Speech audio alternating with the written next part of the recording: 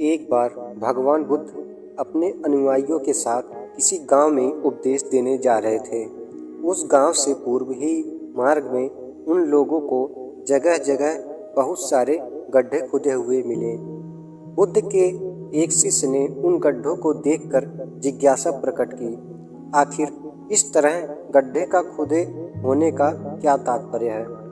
बुद्ध बोले, पानी की तलाश में किसी व्यक्ति ने इतने गड्ढे खोदे हैं। यदि वह धैर्यपूर्वक एक ही स्थान पर गड्ढे खोदता तो उसे पानी अवश्य मिल जाता, पर वह थोड़ी देर गड्ढा खोदता और पानी न मिलने पर दूसरा गड्ढा खोदना शुरू कर देता।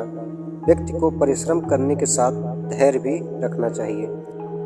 एक बार भगवान बुद्ध शिष्य के लिए एक किसान के यहाँ पहुँचे। तथागत को भिक्षा के लिए आया देखकर किसान अपेक्षा से बोला, श्रमण, मैं हल जोतता हूँ और तब खाता हूँ। तुम्हें भी हल जोतना और बीज बोना चाहिए और तब खाना चाहिए। बुद्ध ने कहा, महाराज, मैं भी खेती ही करता हूँ। इस पर किसान को जिज्ञासा हुई और वह बोला, मैं ना तो तुम्हारे पास हल देखता हूँ, ना बैल और ना ही खेती का स्थल। तब आप कैसे कहते हैं कि आप भी खेती ही करते हो? आप कृपया अपनी खेती के संबंध में समझाएं। बुद्ध ने कहा, महाराज, मेरे पास श्रद्धा का बीज है, तपस्या रूपी वर्षा और प्रजा रूपी जोत और हल है।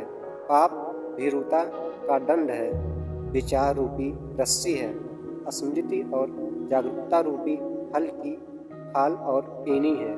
मैं वचन और कर्म में संयत रहता हूँ। मैं अपनी इस खेती को बेकार घास से मुक्त रखता हूँ और आनंद की फसल काट लेने तक प्रयत्नशील रहने वाला हूँ। अप्रमाद मेरा बैल है, जो बाधाएं देखकर भी पीछे मुंह नहीं मोड़ता। वह मुझे सीधा शांति धाम तक ले जाता है। इस प्रकार मैं अमृत की खेती करता हूँ। भगवान बुद्ध का जब पाटलिपुत्र में शुभागमन हुआ तो हर व्यक्ति अपनी अपनी सांपत्तिक स्थिति के अनुसार उन्हें उपहार देने की योजना बनाने लगा। राजा बिंबिसार ने भी कीमती हीरे मोती और रत्न उन्हें पेश किए।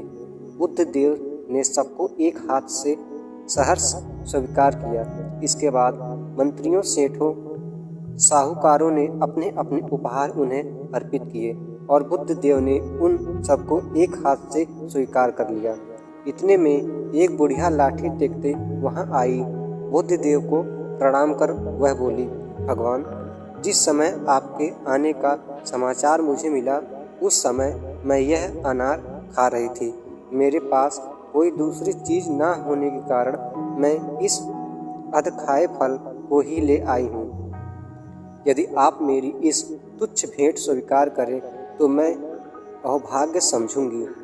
भगवान बुद्ध ने दोनों हाथ सामने कर वह फल ग्रहण किया। राजा बिंबिसार ने जब यह देखा तो उन्होंने बुद्ध देव से कहा, भगवान, क्षमा करें, एक प्रश्न पूछना चाहता हूँ। हम सब ने आपको कीमती और बड़े बड़े उपहार दिए जिन्हें आपने एक हाथ से ग्रहण किया, लेकिन इस बुढ़िया द्वारा दिए गए छोटे एवं जूठे फल को आपने दोनों हाथों से ग्रहण किया, ऐसा क्यों? यह सुन बुद्धदेव मुस्कुराए और बोले, राजन, आप सबने अवश्य बहुमूल्य उपहार दिए हैं, किंतु यह सब आपकी संपत्ति का 10वां हिस्सा भी है। आपने यह दान दीनों और गरीबों की भलाई के लिए नहीं किया है, इसलिए आपका यह दान सात्विक दान की श्रेणी में नहीं आ सकता। इसके विपरीत इस बुढ़िया ने अपने मुंह का कौर ही मुझे दे डाला। भले ही यह बुढ़िया निर्धन है, लेकिन इसे संपत्ति की कोई लालसा नहीं है।